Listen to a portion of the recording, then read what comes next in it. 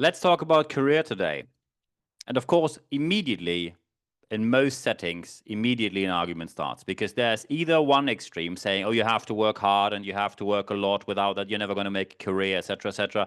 And the other extreme is saying, oh, sorry, I need work-life balance and I actually don't want to work that much. And it must be possible to actually have a career and earn lots of money when I only show up for 15 hours a week from my home, not traveling anywhere. And usually that argument never leads to anything. There's one aspect which needs to be discussed right now because it's coming up and it's getting more and more relevant, and that's the term of career minimalism.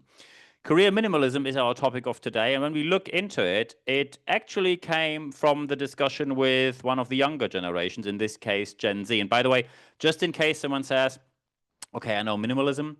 Is maximalism really a word? Just to let you know, it's not. So, it is usually minimalism versus maximality. It's just minimalism and maximalism sounded better. So no worries, I'm fully aware that maximality is the correct term. I'm going to quote sources here, as I usually do. It's all covered in Germany under the Urheberrecht and Zitierrecht and fair use under the English and American law. So when we talk about career minimalism and maximality, the first aspect we need to talk about is what is the background. And the background is an ongoing discussion which is more and more prevalent, more and more omnipresent in the discussion, where people say, I don't think that this term of hustling around and working a lot is really the right thing. I chose a different path. We're not talking about quiet quitting, where people do the bare minimum, which is in their working contract, where they basically say, no, not that much today. That's not the one. That's not the one. So we talk about what is the background now, where does it come from? And the background actually is a meme. For the ones who are not on social media that much, a meme is, to oversimplify it a bit, it's basically a picture on the internet with text on it, and then there is a certain pun or a certain twist which becomes relevant, and that's why it goes viral and lots of people see it. Usually, memes are quite short, and there was one meme which is basically a screenshot out of an article which was hovering around, especially Gen Z and younger generations, very frequently in the last month, and that is this one. And of course, when we look into it, when it says workplace economy has shifted, we all know that. Yes, there is less job security. Yes, we've seen layoffs on the job market. And of course, Gen Z is affected by this and then shifts. And this is a bit too extreme here. It basically says in the article they all shifted. Not everyone shifted, but a large amount of people shifted to career minimalism, which, as it is defined, means that people say balance and security is more important, and the basically non-stop hustle is not really for me. So ambition is to have the safety and security. And the first issue here is that immediately other generations deny the discussion. I just gave 2 speeches last year in southern Germany's largest fair and expo regarding talent. And that's the Personalmesse München. It's in Munich. Just happened last week. Gave 2 keynotes there, 2 speeches there. And immediately someone stood up and said, I have a question or I have a statement. And then, yeah, what do you want to say? And they said, yeah, that's just an internet picture, right? We don't have to deal with that. It's just young people talking nonsense. It's basically just humor. Nothing of that is real. Nothing of that is real. Okay, here's the update. Of course, by the way, that was a person owning a company, 140 people work with. There's a 3-digit amount of people working for him, and he was complaining not finding talent anymore. Well, this oh so not relevant thing is already discussed on Glassdoor, which is the largest platform worldwide for evaluating your employer. So when it's picking up there, you can say it is very much relevant because otherwise it wouldn't be on there. So it is not only Gen Z, by the way. It is Gen Z and other generations younger than Gen Z. Very important here is that it really doesn't help when you start the discussion from the point of saying, and that is how it usually starts. I say, look, you're all entitlement thinkers. You're all lazy. You only want to have money and you don't want to work for the money. You have to earn to get something, but you don't want to earn anything. You just want to have cash and then leave. Not helpful. When you think that the attitude of young people in general is they're all lazy, then you really are stuck in basically somewhere in the 1990s with your discussion. And the attitude and the conflict arising needs to be discussed on a factual level because anything else does not lead to anything. So when we talk about minimalism and the maximality of career, so career minimalism means that people say, I like when my job is safe and secure, and I like when I have a certain control over the hours. So most likely you're not going to be an in-field salesperson then. But for example, when you say, well, career minimalism, does this mean that suddenly public service has an advantage over free enterprise? I mean, we pay more in free enterprise, don't we? And yes, we do. However, I mean, not in every country, but in most countries. And minimalism here means that people say, yeah, I earn a bit less, but it's safe. There's never a single thought of I'm going to be laid off, or I'm going to lose my job, or everything is going to be so bad, I don't know how to find a new job. No, that doesn't work. The minimalism means that these people say, my security and the balance and the peace of mind is more important. Very important is you sometimes push people into minimalism, even in free enterprise. Why? Because you say you should do this, this, this, this, this.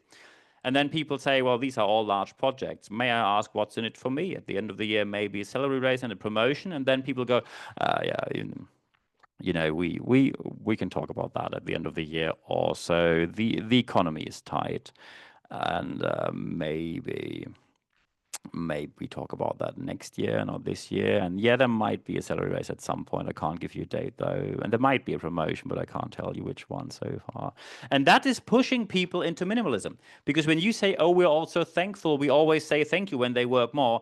Thank you never paid the rent. Surprise, surprise. So sometimes people don't want to go for minimalism, but in experience in your organization, they are basically pushed into minimalism because they say, I was motivated. And then the leader says, do this, do this, do this, do this. And by the way, you're not getting anything extra, despite the fact that nothing of that is defined in your working contract. And you have to get into this topic all by yourself. Good luck from here. I need it by tomorrow, 8 a.m. on my desk.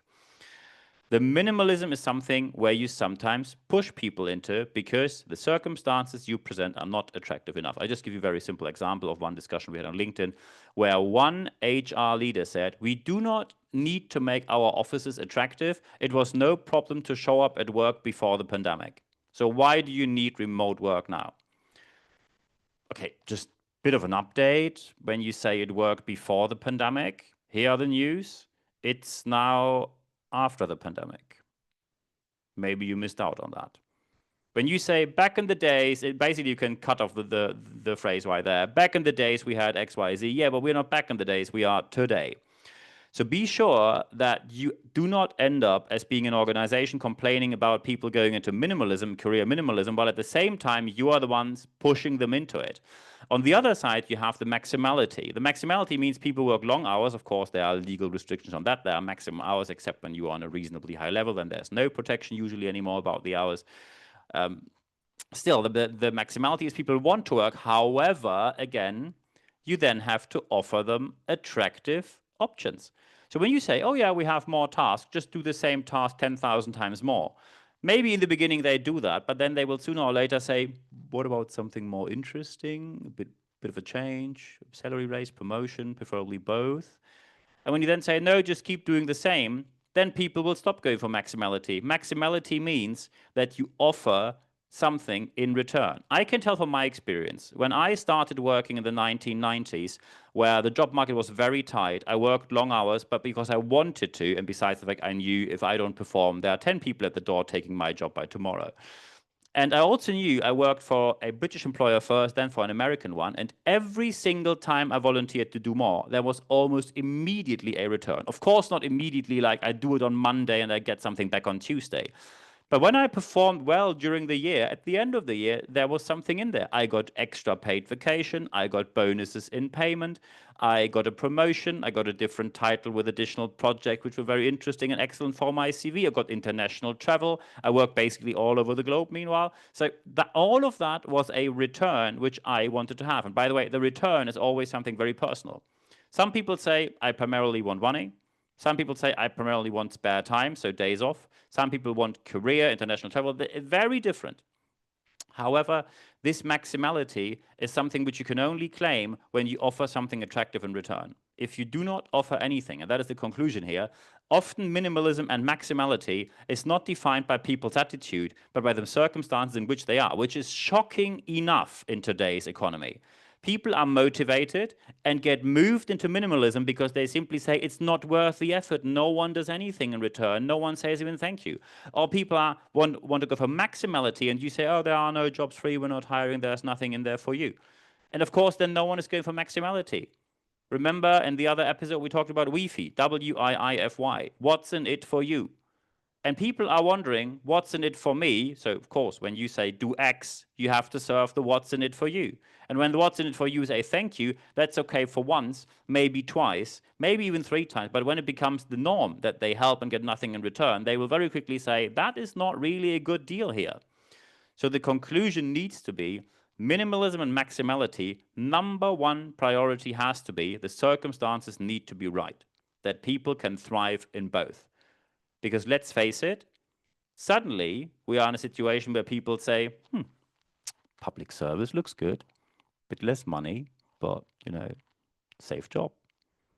Especially in some countries like Germany, assigned for a lifetime, can't be fired. And you can only be moved around in the state where you live, so it's not far. And when you live in states such as Berlin, which is a city state, you can only be moved around inside the city you live. So wow, how cool is that? So there you are. So suddenly, public service becomes a competitor to free enterprise, and you need to become more attractive. Very important here as well is that the implementation of all of this. So when you now say, how do I get this implemented? Number one priority, get the circumstance in your organization right. If you are now not someone who's leading in an organization, but you're listening to this because you want to serve your priorities, perfectly fine, get your priorities sorted. And that is something which doesn't happen overnight. You're not sitting here listening to my podcast and say, yeah, 3 minutes and here we are. I went into the working world first in public service, and I figured out that is not for me. I did this fortunately during university very early, so I figured out that's not for me. Tested jobs at university, also said, also not for me. Tested jobs in free enterprise and said, that's for me. And I knew this is going to mean longer hours. I mean, anyone who says on Instagram, oh, your job is so nice, you're in London now, and I'm in London right now when I record this. Yeah, because I only put on Instagram when there is Big Ben, and I say to this day I do this, or tomorrow I do that. And that's, of course, a nice picture. Just as a piece of information, I'm not standing at Parliament Square looking at Big Ben, eating porridge and baked beans, getting paid for that. No, but I'm not going to put on social media a meeting desk and saying, yeah, today we have this budget adjustment meeting. It's going to be 4 meetings this week of an hour each with 4 to 12 participants and discussions and negotiations. And on the other hand, you would be, basically, this is narcotics on social media then. So it's nothing. It's nothing I put on there because no one's interested in it. Very important is find your priorities. When you're listening as a person who wants to focus on either the one or the other, you're not really sure, minimalism or maximality, get your priorities sorted. I, at a quite early stage, said I want to have a career, and then I need to work long hours, and I want to work long hours, because there is a certain connection. I do not want to convey the core message of you need to work long to make a career. That is not necessary in all circumstances. However, there is a connection between the amount of hours you invested and the amount of experience you get. There is no fast forward for experience. When you work 20 hours a week and someone else works 40 hours a week and you both work properly, then the person with 40 hours will most likely have double or even more the experience, probably double, triple, quadruple the network, etc., etc., etc. So there is a connection. Get your priorities sorted. Don't do it in 5 minutes. Sit down, make a pro-con list, go into your inner dialogue, reflect on your life, and then make a decision. By the way, I can tell you because I like to work, and I like to work a lot. My partner knows me like that, but other partnerships before didn't survive my job. Both 2 other relationships clearly were massively affected by my job, and that didn't work out in the end. And we split amicably, fortunately. And my partner now never knows me any different than in the situation of I like to work and I like to work a lot. And we plan all of this together. You need to get your priorities sorted. And very important is when you now say, okay, my priorities are I want to work 10 hours a week from home. Don't want to study. I don't want to do vocational training. I just want to sit at home at the computer doing stuff, office stuff, something. And I need really good payment because I want to have a nice flat. There's a difference between want and get. Want and get, always check for what do you want and what is it that you get. Because when you say you want X, Y, Z, you have to check for what are the prerequisites for that. So for example, what kind of experience do you need? What kind of education do you need? What kind of qualification you need? And also, what amount of risk are you willing to take? I decided for self-employment because I was willing to take the risk. And of course, when it works, that's big fun. And when suddenly you work and there's a global pandemic and everything gets shut down, I can tell you that is not so much fun as a self-employed person. So the risk is on you. Always check for what experience do you need, what is the education you need, what is the qualification you need, and what is the risk. Experience is something which always helps. And that is something where most employers look for. Do you have experience in the industry, in the working field, et cetera, et cetera? Education is important. If anyone still today say, oh, you don't need education, it's all nonsense, blah, blah, blah. These are usually people who failed education. And of course, education can be updated and there are flaws in the system. No one says that it's not. But there are lots of ways how you get education on site or online, fully accredited. Please don't do the motivational, inspirational online classes because these are worth nothing. So you need education because certain jobs have a certain qualification you need to have. You can't become a doctor by the YouTube university. You can't become a dentist by saying, I read lots of books about dentistry. You need a certain qualification. And when you want to become a dentist and you either go for employment in the UK in the NHS or you go for self-employment in your own practice, that's a different level of risk. Experience, education, qualification, risk. These four are the ones you need to check up front. And when you then draw the conclusions, get your priorities sorted, and then move in the way of either minimalism or maximality. And everything comes with a price tag and a consequence, but every single choice is yours, and you are absolutely right that any choice is only yours to make. If you do it right, just as we discussed here, then everything is going to turn out well for you as an organization or as an employee or self-employed person. And I wish you all the best putting that in real-world practice. And when you now say, I think I need to discuss something here, I think I have about 48 points on my mind right now, feel free to contact me. So first, of course, when you now watch this on YouTube, feel free to leave a like there, subscribe to my channel, feel free to leave comments there as well. Of course, feel free to leave reviews as well when you listen to me on Apple Podcasts or Spotify. Five-star reviews, very much appreciated. Thank you for doing so. And please recommend this podcast, Videocast, YouTube channel to your friends, colleagues, anywhere where you like. One thing which is always worth subscribing to our leadership tips, the YouTube shorts, as the name said, only available, as the name says, only available on YouTube. So be sure that you subscribe to our YouTube channel. We have more than 100 leadership tips out there already. There's going to be new tips every week. And it always, besides subscribing with just clicking on the button, always put a little bell on there so you get a notification when the new video is there, so you get it hot off the press. And of course, you can follow me on Apple Podcasts, Spotify, or go to my website, nb-networks.biz, and then you see what I do for a living. Of course, when you now say, I need to send something to you personally because it's just too confidential, because it's about me, I don't want to have my personal story in the comment section on YouTube. Totally understandable. Feel free to contact me via email, nb@nb-networks.biz. I'm looking forward to hearing from you there. Very important also when you want to have live sessions. We have a live session every month when you go to expert.nb-networks.com. As soon as you sign up there with your email address, no worries. You only receive one email every Wednesday morning, and this email is 100% content, ad-free guarantee. There's never an ad in there. And in there, you find full access to all the articles, full access to all the podcasts, no paywall, no nothing. If you find them in other places, there are often paywalls. Via that channel, the leadership letter, it's always free access. And in addition, you always find that you find the date, the time, and the link to the live session. There's no need to register even for the live session. It's automatically when you have the leadership letter, you have the access link in there. Only have to click on it at the right time. Very important is we only communicate live sessions via the leadership letter. There is no other means where we communicate live sessions. So feel free to see me there online. It's going to be the next one is going to be reasonably soon. So I look forward to seeing you there. And of course, you can follow me on social media. Feel free to connect with me on LinkedIn. Connect properly, don't do the follow thing, connect properly. And then follow me on Instagram. You can, of course, like my page on Facebook.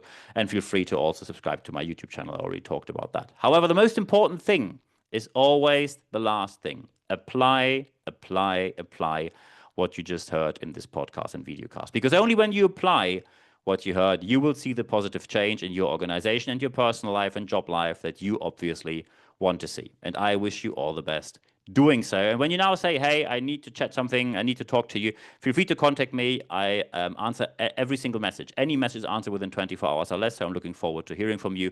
And at the end of this podcast, as well as the end of this video cast, there's only one thing left for me to say. Thank you very much for your time.